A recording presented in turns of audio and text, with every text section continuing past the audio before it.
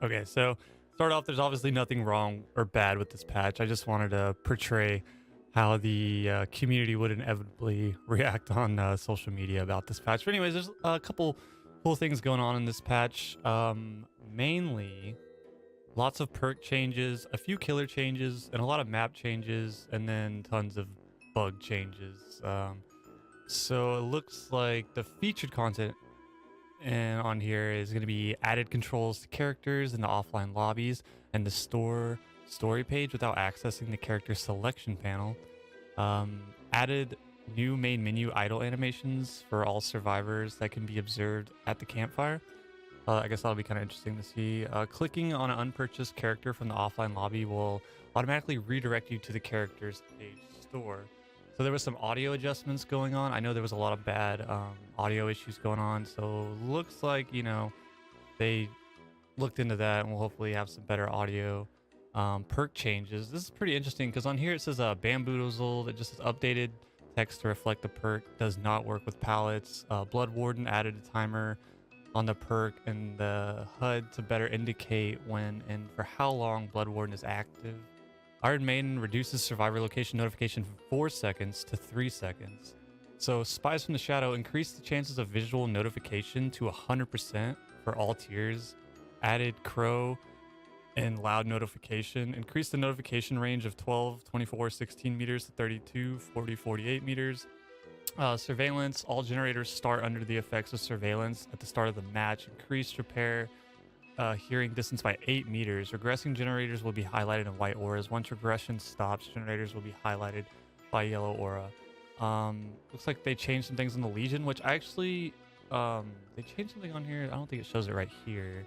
Oh yeah, here it is. Manually ending frenzy no longer depletes the remainder of your power gauge, which, you know, even playing in the beta, that was something I thought they should have changed. Changed some stuff on the pig. You guys can read this here if you want. Map changes.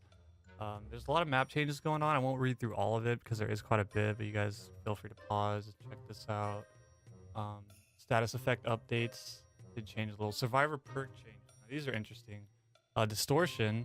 Updated text to reflect that this perk effect does not trigger when survivors are in the dying state or affected by traps. Leader, which I actually like this one. I'll probably just check out Leader in the PTB just for this, but Leader, all action speeds with the exception of repair speed, right? So everything but repair speed is increased to 15, 20, 25 instead of 3, 6, and 9. That is a big buff for Leader. That they may take our lives, but they'll never take generators. Obviously, they didn't want to add that to generators. Everyone would have ran that. But also, the effect persists for 15 seconds after the perk owner is out of range. So that is a really nice. I'm sure we'll see some more people running Leader. Prove Thyself got a nice little buff here too. It's increased repair speed by 10% for each survivor working on the generator within a range of 4 meters. Gain 50, 75, 100% more blood points for all the co-op actions. Only Prove Thyself effect once at a time. So obviously you can't stack Prove Thyself because that would get a little ridiculous if everyone was stacking Leader and Prove Thyself, you know. UI updates, they have some miscellaneous stuff. This is something I really like. They adjusted the vault mechanics so that survivors come out of the vault with the momentum instead of being set to 0 movement speed after the vault. This is going to be nice when you're running from a killer.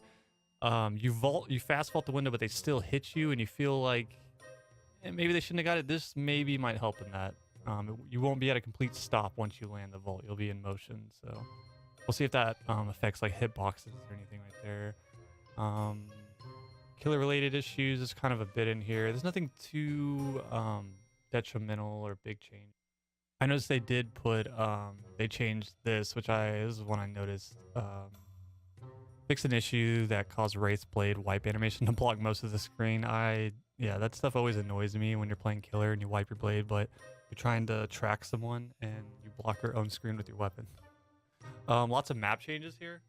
You guys can read into this if you want. There's quite a bit going on. Nothing too detrimental. They're also just changing some issues and also just moving around some things. And one last thing here I wanted to talk about was a new event that they did announce, not Queen posted on the DBD forums, that the MOONRISE Lunar New Year event will be happening. And she states in here, people of the fog, some of you have already discovered elements of our upcoming event while playing the public test build. The endgame event will start at the end of this month, and we want to give you some specifics on its format. The MOONRISE event will pit survivors and killers against one another. It will require them to gather or destroy lunar vessels scattered across the map. Collecting and or destroying vessels will reward the player with points. These points will ultimately grant players golden coins. Players may then exchange these coins for lunar near